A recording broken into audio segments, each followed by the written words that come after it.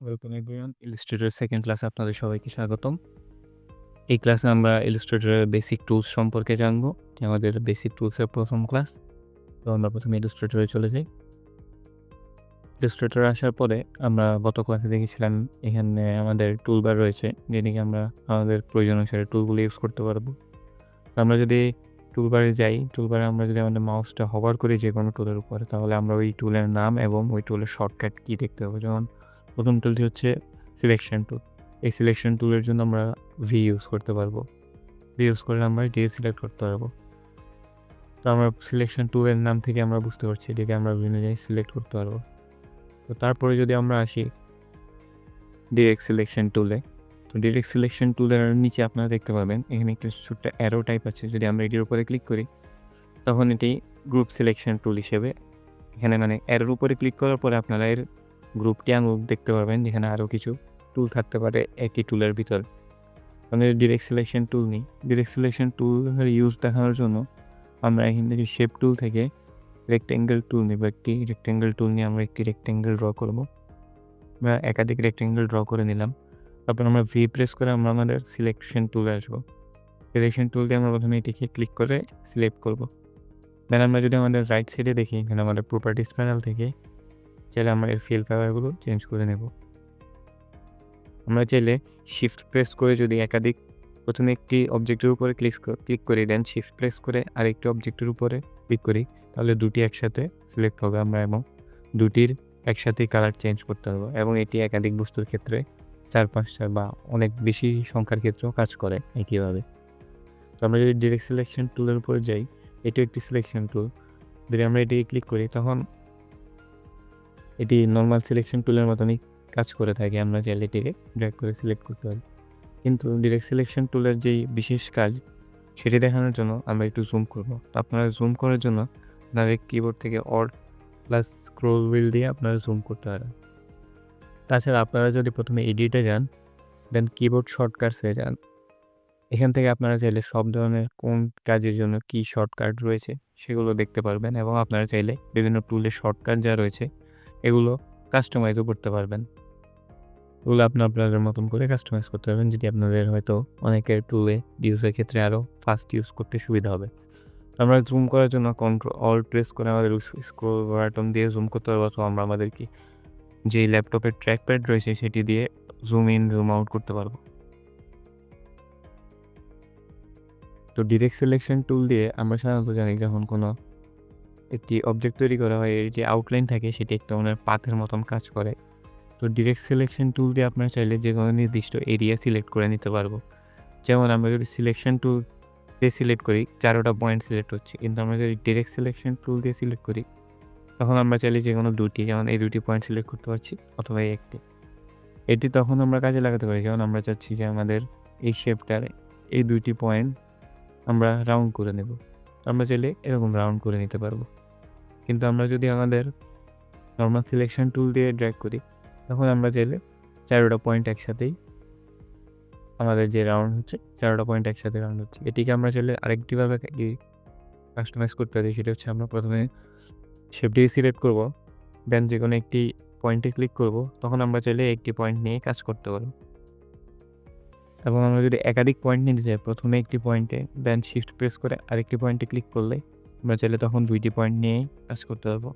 অথবা একাধিক পয়েন্ট নিলেও 2-এর অধিক পয়েন্ট নিতে চাইলে আমরা শিফট প্রেস করে হোল্ড করে মাউস দিয়ে আমরা ক্লিক করে একাধিক পয়েন্টের উপরেও কাজ করতে পারবো। তো যদি ডিরেক্ট সিলেকশন টুলের উপরে ক্লিক করি তখন আরেকটি সিলেকশন টুল আসছে, সেটি হচ্ছে গ্রুপ সিলেকশন টুল। তো গ্রুপ সিলেকশন টুল দেখানোর জন্য আমরা প্রথমে এই 3টি অবজেক্টকে গ্রুপ করে নেব। গ্রুপ করার জন্য আমরা প্রথমে সিলেকশন টুল দিয়ে 3টিকে সিলেক্ট করবো, দেন আমাদের মাউসের যে লেফট বাটন আছে সেটি যে কোনো একটি অবজেক্টের উপরে ক্লিক করলে আমাদের আরও কিছু মেনুর অপশন আসবে, সেখান থেকে আমরা এটিকে গ্রুপ করে নেব। তো আমরা যখন এখন যে কোনো একটিকে সিলেক্ট করি তখন পুরো গ্রুপই সিলেক্ট হচ্ছে। এটি আমরা যদি এখন ডিরেক্ট সিলেকশন টুল দিয়েও সিলেক্ট করি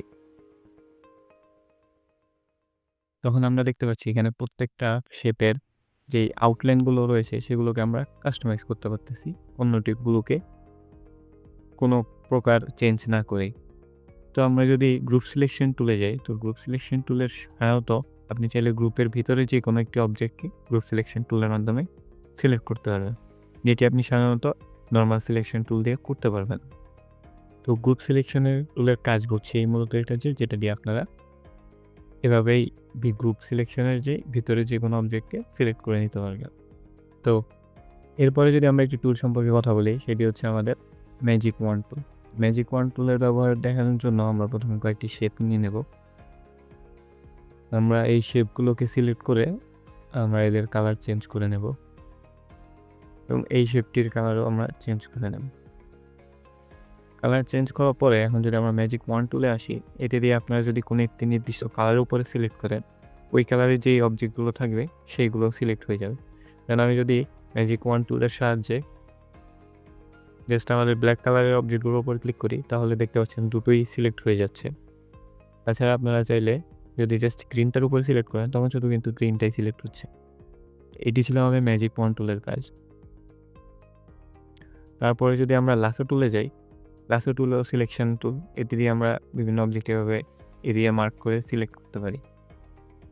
তো তারপরে যদি আমরা একটি টুল নিয়ে আলোচনা করি, সেটি আমাদের নিচের দিকের একটি টুল, যেটি হচ্ছে হ্যান্ড টুল। হ্যান্ড টুল দিয়ে আপনারা চাইলে আপনাদের ক্যানভাসে মুভ করতে পারবেন এবং নড়াচড়া করতে পারবেন আপনাদের ক্যানভাসকে। হ্যান্ড টুলকে আরেকভাবে অ্যাক্সেস করা যায়, সেটা হচ্ছে এইচ শর্টকাট কি। তাছাড়াও আপনারা যদি আপনাদের কিবোর্ডের স্পেস বাটনটি ক্লিক করে হোল্ড করে রাখেন, তখন আপনারা হ্যান্ড টুলকে অ্যাক্সেস করতে পারবেন। হ্যান্ড টুলের উপরে আরেকটি টুল রয়েছে, যেটাকে আর্টবোর্ড টুল বলে। তো আমরা যদি আর্টবোর্ড টুলে যাই, আর্টবোর্ড টুলে ক্লিক করলে আপনারা দেখবেন আপনার এই যে আর্টবোর্ড টুলটি রয়েছে সেটি সিলেক্ট হয়ে গেছে। আর্টবোর্ড টুলে গিয়ে আপনারা চাইলে নতুন আর্টবোর্ড ক্রিয়েট করতে পারবেন, এদেরকে মুভ করতে পারবেন, ছোটো বড়ো করতে পারবেন এবং আপনাদের যে এক্সিস্টিং আর্টবোর্ড রয়েছে তাদেরকেও কাস্টমাইজ করতে পারবো। তো আমরা আর্টবোর্ড টুলে গিয়ে এই আর্টবোর্ডটিকে ডিলিট করে দেব। দেন যদি আরেকটি টুলের কথা বলি, সেটি হচ্ছে জুম টুল। জুম টুলের উপরে যে শর্টকাট হচ্ছে জুম ফেড, যা দিয়ে আমরা জুম ইন অ্যান্ড আউট করতে পারি। আপনারা আপনাদের মাউসকে লেফট দিকে ট্র্যাক করলে এটি জুম ইন আউট হবে এবং রাইট দিকে ট্র্যাক করলে এটি জুম ইন হবে। তাছাড়াও এটিকে আমরা আমাদের অল্ট এবং স্ক্রল বাটন দিয়ে করতে পারি। এরপরে যদি আমরা নিচে কিছু অপশন দেখি, এখানে দুটি কালার অপশন রয়েছে, একটি হচ্ছে আমাদের ফিল কালার আর একটি হচ্ছে স্ট্রোক কালার। যেমন আমরা যদি আমাদের এই শেপটিকে সিলেক্ট করি এবং যেহেতু এগুলো এখন গ্রুপে রয়েছে, আমরা এগুলোকে আনগ্রুপ করে নেব। আনগ্রুপ করার জন্য প্রথমে আমরা এটি সিলেক্ট করব, দেন রাইট ক্লিক করে আনগ্রুপ করে নেব।